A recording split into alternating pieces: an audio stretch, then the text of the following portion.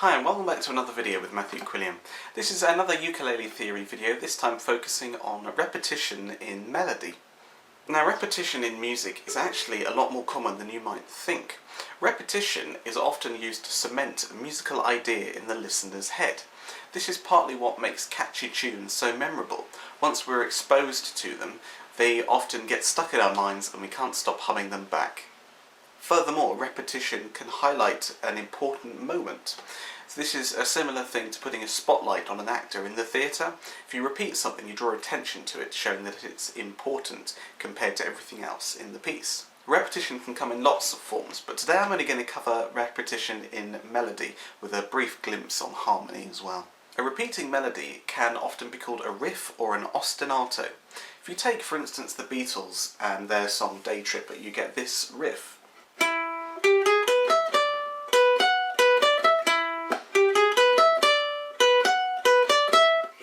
So a very catchy, groovy riff, and the fancy term is ostinato, but riff is equally applicable here too. You repeat it, it gets stuck in your head, and it becomes instantly recognisable that that's the piece that you're listening to upon repeat listenings.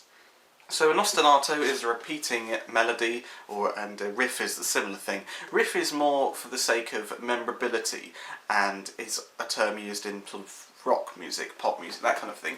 Ostinato can be similar, but it can also be more subtle. For example, in a big orchestral piece, you might just have the flutes doing a little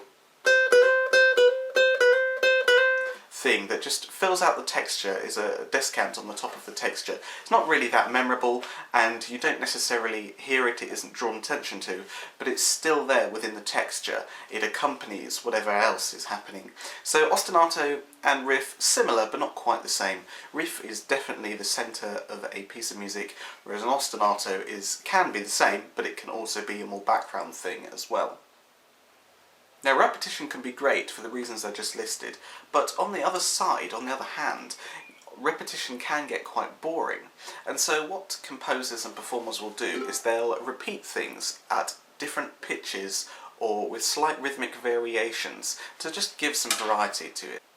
The most famous example of a sequence, and this is pretty much a cliche example of in any video you'll find on sequences, is Beethoven's Fifth, the opening.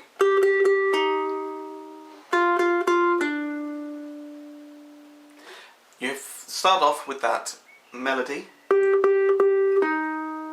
You've got 3 G notes, da, na, na, and then you drop down a third to an E flat, da, and then you repeat that whole sequence. You have 3 Fs, da, na, na, na, before you drop down a third to the D.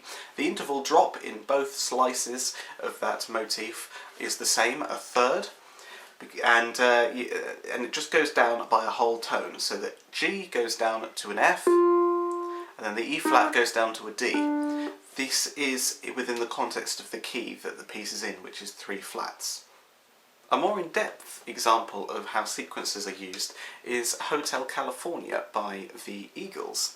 We have this chord progression which goes A minor, on a dark desert highway, E7, cool wind in my hair, G, warm smell of colitas, D, rising up through the air, F, up ahead in the distance, C, saw a shimmering light, then D minor, head grew heavy and my sight grew dim, E7, had to stop for the night.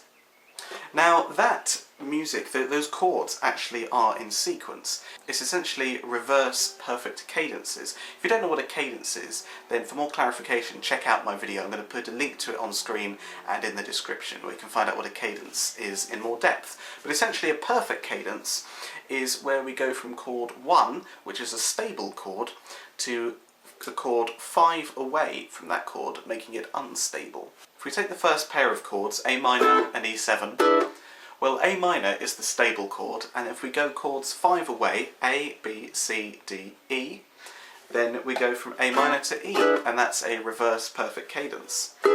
Then the next pair of chords is a G to a D. Again, D and G are 5 away. G, A, B, C, D in the musical alphabet. Now both of those chords are a whole tone below the previous pair. We go from A to E to G to D. A goes down to a G and the E goes down to a D.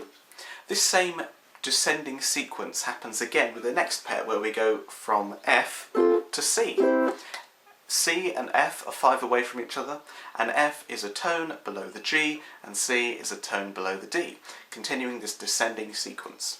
Now the last pair of chords don't actually break this sequence. This is what you can do when you have a sequence. You have a repeating idea that then concludes in a different way to bring the repetition to an end, ready to move on to the next section. Unsurprisingly, therefore, if we have repeating harmony, we therefore have a repeating melody that descends in a sequence. It's the same melody, it's the same shape, although it may have slightly different rhythmic alterations on each repeat, but it's essentially the same shape that just moves down through the harmony. If you listen again, on a dark desert highway, cool wind in my hair, that's the main motif. That rhythm and that melody repeats a tone lower for the next pair of chords. Warm smell of colitas rising up through the air. Very similar, and the rhythm is basically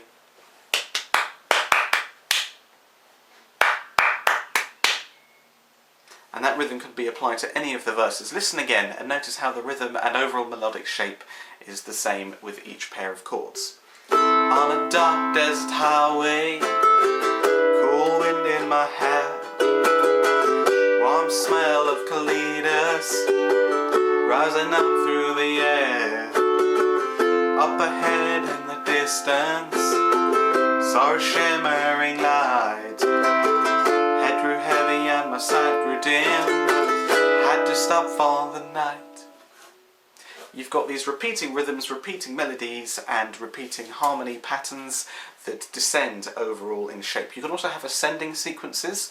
An example of that might be, if you could listen to Beethoven's Fifth again, carry on beyond the opening, and then you'll hear it repeated in higher registers as you go through the piece. So that's repetition in a nutshell in music, at least repetition in melody with a touch of harmony in there as well. The reason that sequences and repetition are so useful to know about is that when you're playing them, it saves you a lot of time working things out.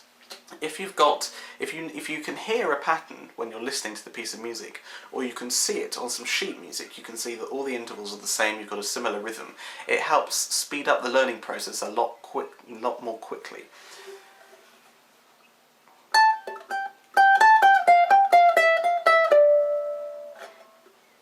If you know that you've got one pattern that starts up here, and then you can see that it goes downwards a bit, you just have to play the pattern in a different place.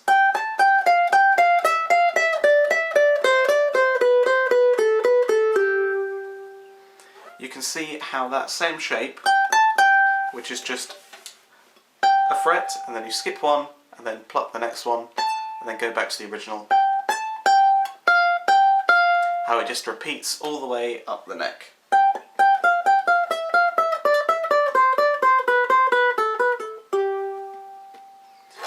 You just have to learn the first little bit of that melody, and then you're good to go. You can play the rest of it without having to pay much attention to the exact notes you're playing. Just follow the sequence. It's a really useful way of learning pieces, and I'd highly recommend being able to learning how to spot sequences when listening to music and when reading it as well. Really useful skill. I hope that's opened up a few doors for you. If you've enjoyed this video, please subscribe and give it a like. It really does help me out, get these videos out there and get more people watching, which means I can create more videos. Let me know what you'd like to see me do next time. Leave a comment below if you have any suggestions, and if you'd like to leave me a tip, my PayPal link is on screen now and in the description. In these funny gigless times, obviously any penny that you can donate really does count. So thank you very much in advance for that. One thing I must mention before I go is check out David Bennett's video. I've mentioned him before on my channel. He's one of my favourite music theorists on YouTube. His video on sequences is really informative, and if you want to learn more about the mechanics and the theory of sequences, as well as some more examples, then check that video out now. I've put a link in the description. Thank you for watching, take care.